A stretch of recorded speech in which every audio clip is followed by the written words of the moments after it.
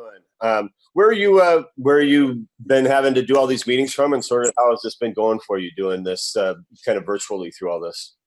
I'm in Texas right now in my house in Frisco, and I've been handling it pretty well because I still had a place to train, everything like that. Unlike some people, it's hard not being there with the team. I was looking forward to being there this offseason, getting to know my teammates more and working with them and competing with those guys. But with the circumstances, you can only do what you can do. And you said training. Is there anything sort of specific you're working on trying to get better at, in terms of your conditioning and things like that this offseason? I definitely boxed in the beginning, for a different type of training, cardio and things like that. It was really fun. And I really just tried to hone my pass rush game more and just really get in better shape, more flexible and things like that. Really just working on anything I can do to take my game to the next level and learn as much as I can right now. Great. Thank you. Corbin Smith. Hi, LJ. Obviously got off to a really good start in the offseason last year. OTAs, minicamp, start really well in training camp, then suffer that unfortunate ankle injury. What was the most challenging aspect of trying to play catch up when you missed all the preseason games, all those valuable reps? And what have you learned from that experience that you're looking to apply to this next season? Just the importance of reps and what you really need to do and how watching film and being there and being at getting those reps, because the name of the game is repetition and things like that. And I just realized that missing those reps and things was a big thing, especially when you're new to the league. And so I needed preseason to knock off the rust and things like that. And, I came in against the Steelers, haven't practiced anything in a very long time, no pad work. So I was a step behind everybody. And when I did catch a stride, there was times where, I didn't play and things like that. So it was very difficult, but I learned a lot last year about myself and about the league. And, I had great guys around me and great coaches. So I learned a lot from them and what I can bring to the game this year. Thank you. Greg Bell. Good morning, LJ. Thanks for doing this. What up, Greg? Good morning. Morning. Pete Carroll mentioned to us this offseason that on third downs or pass situations, you and might go inside and be more of an inside defensive tackle type. How different is that for you? What have they told you about the role? I knew coming in last year that I was going to play some three technique, in nickel, and Coach heard me have talked about that. That's what they told me they were going to draft me for, to bring that Michael Bennett presence. And he did some inside and out, and I'm excited for it, man. I'm an athletic guy, and I know what I can do on the inside with my quickness and my strength. So I'm excited for it. Whatever I can do to get on the field, man. I'm not worried about it, How much did TCU use you inside on third down nickels? Not very much. I played three in the 2016 season. I played three technique the entire season, but after I moved in, I didn't get much inside work. But we talked a couple Texans on these the last couple weeks and months. What's it like down there right now? Is it seeming like it's gone a little bit back to normal? And what are you able to do outside your home? It is pretty much as open. People can go to stores. I haven't really myself branched out much. I just try to keep my schedule the same. But, Walmart's open, the stores, people are being able to sit in restaurants and things like that at, low capacity and things like that. But traffic is starting to get up, things like that. People are starting their everyday lives. Some people can go to work and some can't. But as far as me, I've tried to keep on the same routine, working out, film, the house, training, running, lifting, or working with my position guy. And are you on the assumption the next time you're going to be on the field is probably training camp? Yeah, that's what it's looking like pretty much because, and I'm going to do whatever. I'm going to be ready. I know exactly what I need to do, and I've been there, so I know what to expect. And so I'm going to be in the best shape I possibly can. Thank you, sir. Curtis. Hey, LJ, looking back to last year, was there ever a point where you felt like you got fully back and to 100% and were healthy and all of that at any point during the year, given how bad an injury that ankle was?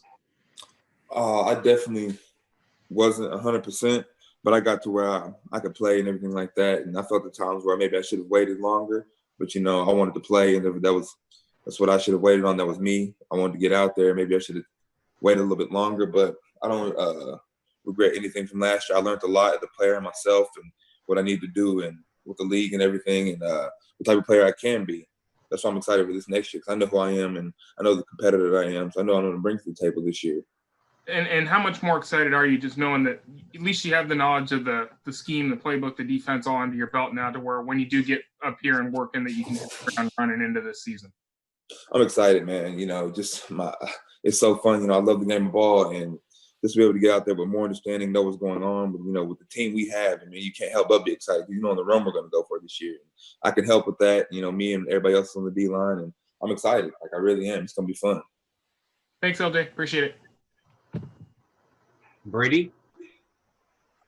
Hi, LJ. I'm just wondering if you could kind of take us back to what your headspace was like last year when you suffered the injury, and then, took a while to get back, and then some weeks you weren't playing. What was that like mentally dealing with that? Oh, when I first got hurt, man, I was excited, get my first preseason game next week, to finally show what I could do.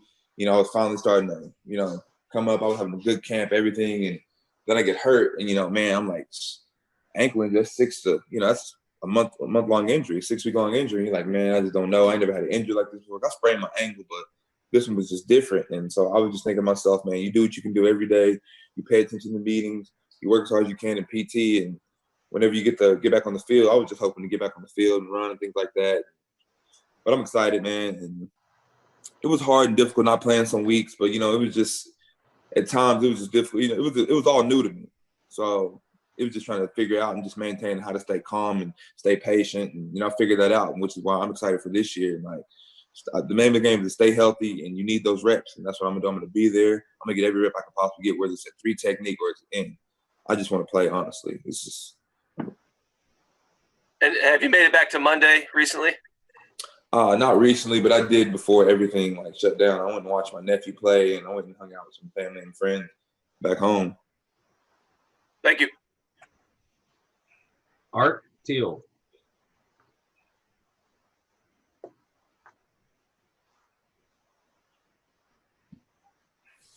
Hi, LJ. I have a non-football question about the bigger picture. You've seen what's happened in Minneapolis the last 4 days. Can you share your thoughts about how that appears to you? Man, it's just it's upsetting just to see what those people are going through, the way that they have to. That's what they have to resort to just to be heard, just to be seen. And just at what point does people have to continue to be killed just for somebody to understand what being Black is like? Just what we go through every day, just the fear that being pulled over, you don't know what's going to happen, or just nobody wants to live with that. And just the rioting is just a point of what do we have to do for you to hear us? And it's just a sad thing, and I wish it was handled better. And I feel like this should open some doors to help people understand what's going on in this world, and how people of color are being oppressed. And I feel like, Thank you. Joe Fan. Hey, LJ, just to be totally clear, your ankle's 100% good now. You're working with no problems at this point? Oh, yeah, no problems. No, the ankle's not an issue anymore. Cool. And then is there an eagerness to, introduce yourself to the NFL a bit? I mean, having to essentially take a redshirt year to where I think everyone still is eager to see you and what you bring to the table. And is that go the other way around where, you just kind of jump at the bit to get out in the field? I am chomping at the bit to get out there because it's one of those things where, you didn't have the year everybody wanted to get. So they just kind of shift you off to the side as if you can't play. It's disrespectful, and I feel very disrespected. But I'm the type of person, there's no need for talking, just showing, go out there. You run through a couple people, you run through people's faces, you make noise, and people, they'll remember who you are very quickly. And I'm excited to get back out there and show people who I am. I don't really care about the first round pick stuff. I'm a football player at the end of the day, and I can play football at a high level just like everybody else can. And I'm out there to prove that I'm one of the best, and I can do what I need to do. I can rush the passer, I can stop the run. And I'm out there to prove that I'm one hell of a football player, and I'm going to show that this year. Which part of the game and part of being a defensive lineman do you miss most? I mean, I know being out there with your teammates is big, but just in terms of getting to play the position, when you're sitting on the sideline and watching other guys do it, is there an aspect to it that you really missed last year? Really just the excitement of getting a sack or just getting a big-time TFL or really just making a big-time play with your teammates and celebrating with the D-line. It just felt like, I missed out on a lot of stuff due to I was far behind, so I was missed out on the rush group and things like that. I was way behind and stuff like that. And, it was just getting hurt and things like that. I was step behind, coming off an injury. My body was differently. It was just hard to move in some places. And people who have played sports have understand it. It was just a difficult time. But last year is last year, and I'm focused on this year. I'm not worried about last year. If I worry about last year, I won't ever get anywhere in this year. So it's time to do what I can do and eat, man. At the end of the day, it's what it's time to do is eat. Play ball, man. Make some plays. Get after the quarterback, man. Help this team any way I can. Thanks, LJ. Uncle Sean? Hey, what's up, LJ? Is there any maybe underlying benefit to your first season not going the way you wanted and people writing you off to maybe set up some type of motivation or desire that you seem to have to prove yourself? I mean, I know who I am, and I knew what type of stuff was going to happen. I told myself, if you come in a certain way and things happen, people are going to be against you, they're going to be with you. At the end of the day, all I can do is stay focused, keep the tunnel vision, and grind, man. Last year taught me to always stay humble. Even when, I've been down before. I was down in college before. It's what you do when you're down. I can choose to stay down, or I can choose to come out this and do what I know I can do, and that's be great. So I'm focusing on being great. Last year is last year. I'm getting my body right. I'm getting my mind right. I'm doing everything I need to do to be great this year and go out there and have a great season. And I plan on doing that. Thanks, man.